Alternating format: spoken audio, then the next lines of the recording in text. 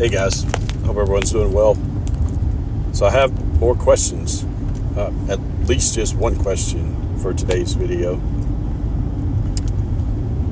When Yahuah HaMashiach is talking to his disciples, he mentions that John the Baptist is Elijah returned according to the prophets. That's in, I believe it's Matthew 11, and I will put the verse up. Now, the prophet that he's referencing, at least the only one that I really know about, there may be another, is Malachi 4, I believe it's verses 5. It's towards the end of that chapter. Again, I'll put those verses up on the screen as well. But Malachi says that Elijah will return before the great and terrible day of Yahuah. Now, I know there is a bit of a Mandela effect around that verse. There's some people believe that it's great and notable day, or there is some people in the Mandela effect community that believe that verse is altered. Now, either way, it's still talking about Elijah returning before the day of judgment, the day that is coming, the great and terrible day of Yahuah, of the Lord. So, unless I'm mistaken, there's only one great and terrible day of Yahuah. And if John the Baptist was Elijah returned, whether in spirit, whether bodily, I don't know, but the words of the Messiah actually confirm this.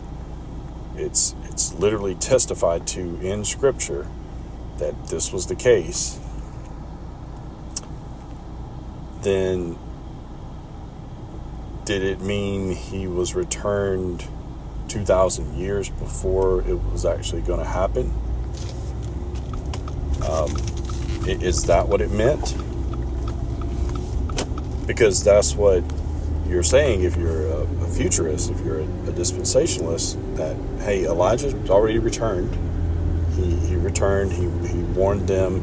He made the path straight for Yahushua, for the Messiah. So he's already returned and done that before the great and terrible day of the Lord. Now,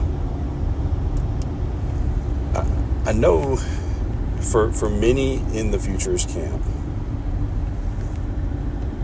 they like to put this break in the 70th week. And this is really where I start to take issue with some things, because you have to write that in yourself.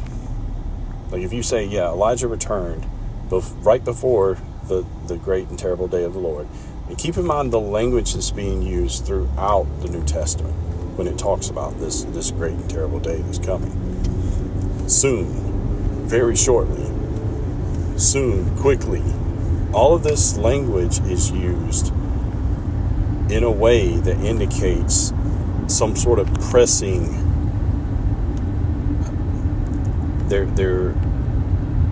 They're under the impression that they need to flee to the mountains of Judea when they start to see some of this stuff happening. So my question is Elijah going to return again? If you believe that he is if he's returning before the day of Yahuah, before the day of the Lord, is he going to return again? Because, I mean, it's kind of what you have to believe if you just think, well, oh yeah, it's going to be 2,000 years before he comes back. or before the great and terrible day of the Lord. So he could have returned at any point, and it would have been 2,000 years, 2,500 years, we don't know. But that's what we have to believe if you're a dispensationalist. So why does the scripture say that? Why does the scripture specifically say, hey, this is Elijah returned, as spoken about by the prophets, and the referenced scripture by the prophets says that Elijah will return before the great and terrible day of the Lord? That's pretty cut and dry. Again, I'm not reading anything else into it other than what it actually says. If we add in, oh yeah, he meant 2,000 years, that's just assumed because he hadn't returned yet. The great and terrible day of the Lord hadn't happened yet. Then he must have meant that, right? That's us reading our own experiences, our own observations into the scripture.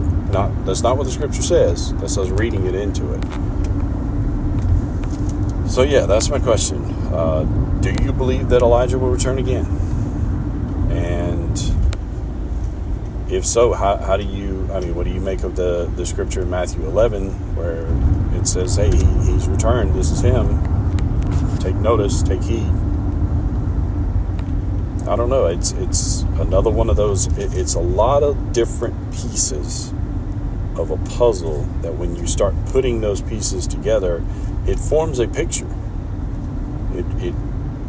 It's very similar to Mandela effect. It's very similar to biblical cosmology. When you start to put the pieces of the puzzle together, it only makes one. There's only one thing that makes sense. But yeah, I'm going to leave it there, and just for my dispensationalist friends, what do you make of that scripture, and how would you explain that to someone saying, okay, that's happened? That's there. There's evidence. Scripture testifies to this happening. Therefore, the great and terrible day of the Lord must have happened. I don't know. All right. Take care, guys. God bless.